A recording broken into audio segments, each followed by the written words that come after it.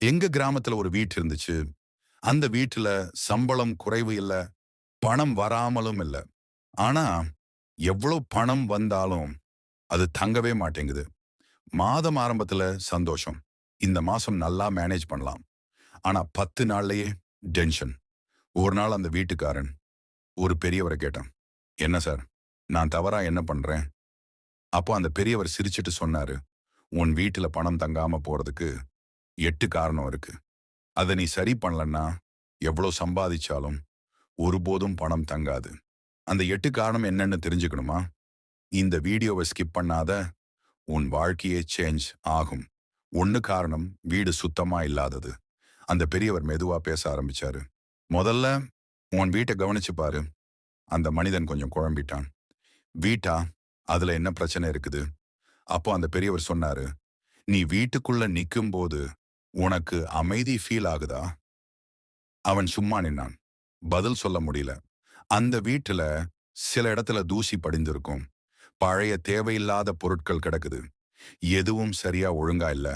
அந்த பெரியவர் மெதுவா சொன்னாரு, இதுதான் முதல் காரணம். சுத்தம் இல்லாத வீட்டுல நல்ல எனர்ஜி தங்காது. நல்ல எனர்ஜி இல்லாத இடத்துல பணம் தங்காது.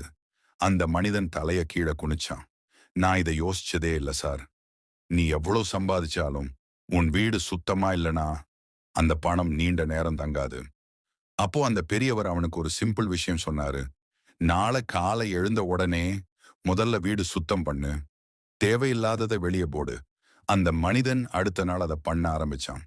முதல் நாள் கொஞ்சம் கஷ்டமா இருந்தது. ஆனா அவன் விடாம தொடர்ந்து பண்ணினான். சில நாட்கள்லயே அந்த வீட்டுக்குள்ள ஒரு லைட்டா மாற்றம் தெரிஞ்சது. மனசு அமைதியா இருந்தது. அதுக்கப்புறம் மெதுவா பணம் கையில தங்க ஆரம்பிச்சது. அந்த பெரியவர் கடைசில சொன்னாரு, சுத்தம் இருக்கும் இடத்துல தான் செல்வம் தங்கும். 2 காரணம் நெகட்டிவா பேசுறது. அந்த பெரியவர் அடுத்ததாக அவன பார்த்து மெதுவா கேட்டாரு. நீ தினமும் உன்னோட மனசுல என்ன பேசிக்கிட்டு இருக்கேன்னு கவனிச்சிருக்கியா? அந்த மனிதன் சிரிச்சான். அதெல்லாம் கவனிக்கிறதுக்கு என்ன இருக்கு சார்? அப்போ பெரியவர் சீரியஸா சொன்னாரு. அதுதான் உன் வாழ்க்கையை தீர்மானிக்குது. அந்த மனிதன் கொஞ்சம் குழம்பிட்டான். பெரியவர் மெதுவா அவன் வாழ்க்கையை சொல்ல ஆரம்பிச்சாரு. நீ அடிக்கடி சொல்லுவே, எனக்கு லக் இல்ல, என்னால முடியாது, எப்பவும் கஷ்டம்தான். அந்த மனிதன் அதிர்ச்சியா பார்த்தான். சார், இதெல்லாம் நான் தான் சொல்றேன். பெரியவர் சிரிச்சிட்டு சொன்னாரு. அதனால தான் உன் வாழ்க்கையும் அதே மாதிரி இருக்கு. நீ என்ன நினைக்கிறியோ அதே தான் உன் வாழ்க்கையில நடக்கும். நீ தினமும் கஷ்டம் பத்தி பேசுற, அதனால கஷ்டமே உன்னோட இருக்கும். நீ பணம் வராதுன்னு நினைக்கிற, அதனால பணமும் தங்காது. அந்த மனிதன் சும்மா நின்னான். நான் என்னையே தடுக்கிறேன்னு இப்போதான் புரியுது சார். பெரியவர் அவன்கிட்ட சொன்னாரு. இப்போ இருந்தே உன் வார்த்தை சேஞ்ச் பண்ணு. என்னால முடியாதுன்னு சொல்லாத, நான் ட்ரை பண்ணுவேன்னு சொல்லு. எனக்கு லக் இல்லைன்னு சொல்லாத, எனக்கு சான்ஸ் வரும்னு சொல்லு. முதல் நாள் கொஞ்சம் ஸ்ட்ரேஞ்சா இருந்தது. ஆனா அவன் விடாம முயற்சி பண்ணினான். சில நாட்கள்லயே அவனோட மனசு காமா ஆனது. கான்ஃபிடன்ஸ் கொஞ்சம் கொஞ்சமா வந்தது. அதோட கூட அவனுக்கு புதிய வாய்ப்புகள் கூட வர ஆரம்பிச்சது. பெரியவர் கடைசியில சொன்னாரு, நினைச்சுக்கோ, நீ உன்னோட மனசுல என்ன பேசுறேன்னு தான் உன் வாழ்க்கையை தீர்மானிக்கும். 3 காரணம் கட்டுப்பாடு இல்லாத செலவு. அந்த பெரியவர் கொஞ்சம் சிரிச்சிட்டு கேட்டாரு, சம்பளம் வரும் நாள் நீ என்ன பண்ணுவே? அந்த மனிதன் உடனே சொன்னான், சார், கொஞ்சம் செலவு பண்ணுவேன். ஃபேமிலிக்குக்காக, எனக்காக. பெரியவர் தலைய ஆட்டினார். கொஞ்சமா? இல்ல, அதிகமா? அந்த மனிதன் சும்மா நின்னான். பதில் சொல்ல முடியல. பெரியவர் மெதுவா சொன்னாரு. சம்பளம் வந்த நாள் சந்தோஷம். அடுத்த சில நாள்லயே பணம் குறைஞ்சிடும். அவன் உடனே சொன்னான். அதேதான் சார், எனக்கு நடக்குது. பெரியவர் சொன்னாரு. இது இன்கம் ப்ராப்ளம் இல்ல. இது உன் பழக்க பிரச்சனை. நீ சம்பாதிக்கிறத விட நீ செலவு பண்றது அதிகம். அதனால தான் பணம் தங்கவே மாட்டேங்குது. அந்த மனிதன் சோகமா சொன்னான். நான் கஷ்டப்பட்டு சம்பாதிக்கிறேன் சார். பெரியவர் உடனே சொன்னாரு. அதனால தான் அதை பாதுகாக்கணும். சம்பளம் வந்த உடனே முதல்ல கொஞ்சம் சேவ் பண்ணு. மீதிய தான் யூஸ் பண்ணு. அந்த மனிதன் அதை ட்ரை பண்ண ஆரம்பிச்சான். முதல் மாதம் கொஞ்சம் கஷ்டமா இருந்தது. ஆனா அவன் விடாம தொடர்ந்தான். சில மாதங்கள்ல அவனோட கையில் பணம் தங்க ஆரம்பிச்சது. அவனுக்கே நம்பிக்கை வந்தது. நான் கண்ட்ரோல் பண்ண முடியும்னு ஃபீல் பண்ணான்.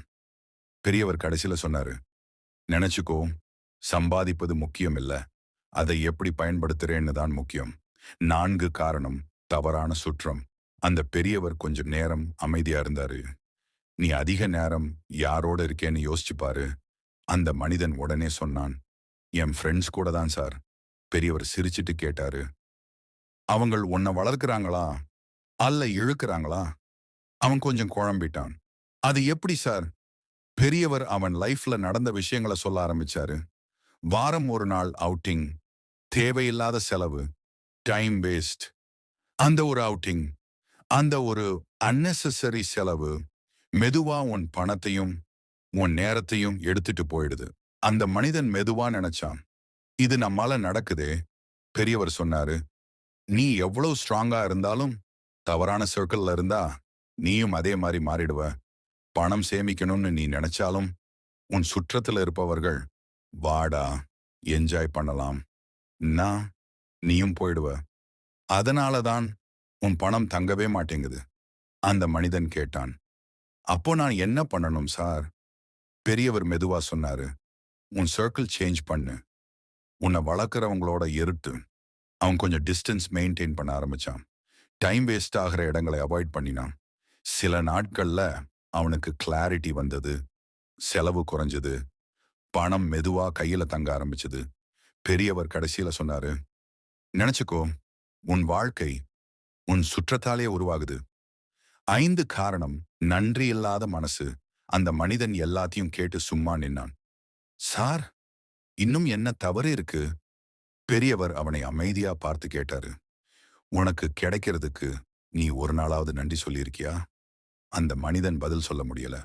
பெரியவர் மெதுவா சொன்னாரு, சம்பளம் வந்தா நீ என்ன நினைப்ப? இது போதாதுன்னு தான். சில பணம் சேவ் பண்ணினா இன்னும் வேணும்னு தான். உன்னிக்கிடம் இருக்கிறதை விட இல்லாததை தான் நீ எப்பவும் பார்க்கிற. அதுதான் பெரிய தவறு. அதனால தான் பணம் தங்கவே மாட்டேங்குது. பெரியவர் அவனை நேரா பார்த்து சொன்னாரு, நீ மதிக்காதது உன்னோட இருக்காது. நீ பணத்தையும் மதிக்கலன்னா அது உன்னோட இருக்காது. வந்தாலும் போயிடும். அந்த மனிதன் மெதுவா சொன்னான், நான் இதை யோசிச்சதே இல்லை சார். பெரியவர் தொடர்ந்தார், சில பேர் இருக்காங்க, சின்ன அமௌண்ட் இருந்தாலும் அதை கேர்ஃபுல்லா யூஸ் பண்ணுவாங்க. அதுக்காக தேங்க்ஃபுல்லா இருப்பாங்க. அதனால தான் அவங்கள்ட்ட பணம் மெதுவா சேரும். ஆனா நீ எவ்வளவு இருந்தாலும் அதுக்கு வேல்யூ கொடுக்கல. அதனால தான் உன்கிட்ட எப்பவும் குறைவு. அந்த மனிதன் கேட்டான், அப்போ நான் என்ன பண்ணணும் சார்? பெரியவர் சிரிச்சிட்டு சொன்னாரு, இப்போ இருந்தே ஸ்டார்ட் பண்ணு. சின்ன அமௌண்ட் இருந்தாலும் இதுக்கு நன்றின்னு சொல்லு. உன்னிடம் இருக்கிறதை எல்லாம் அப்ரிஷியேட் பண்ணு.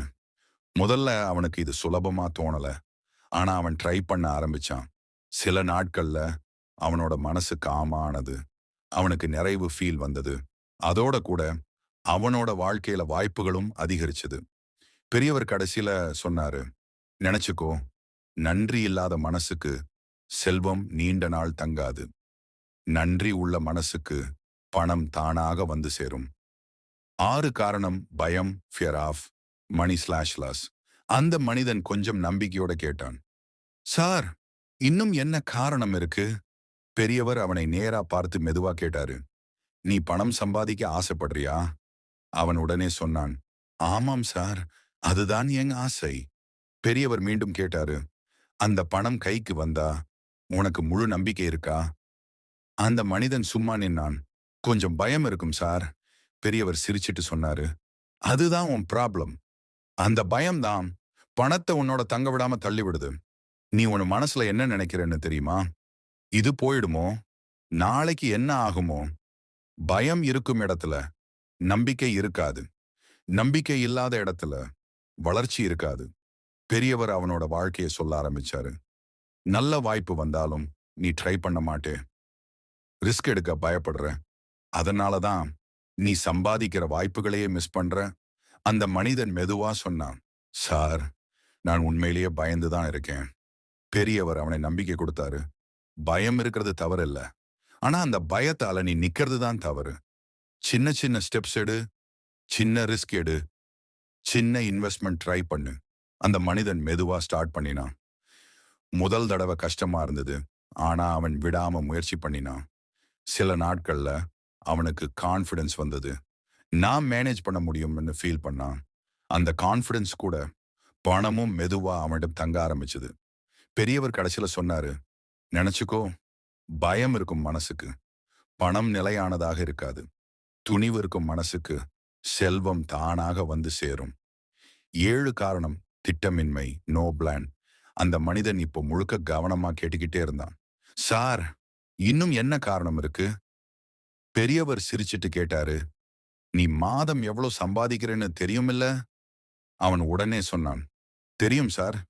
பெரியவர் அடுத்த கேள்வி கேட்டாரு. "அந்த பணம் எங்க செலவு ஆகுதுன்னு ஃபுல்லா தெரியும்." அந்த மனிதன் சும்மா நின்னான். "அதெல்லாம் சரியா தெரியாது சார்."